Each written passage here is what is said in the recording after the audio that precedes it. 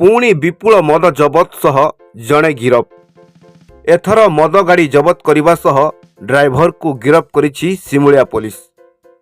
सिमुलिया थाना अधिकारी देवराज जेना नेतृत्व में सिमुलिया पुलिस लगातार मद माफिया उपरे चढ़ाऊ जारी रखिछि।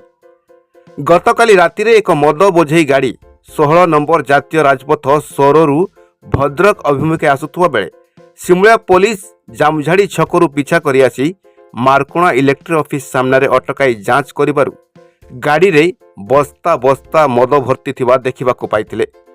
तेबे गाड़ी 600 लिटर रु ऊर्ध्व मद जबत करने सह गाड़ी ड्राइवर को गिरफ करी कोर्ट चालाण करथिबा सूचना मिली।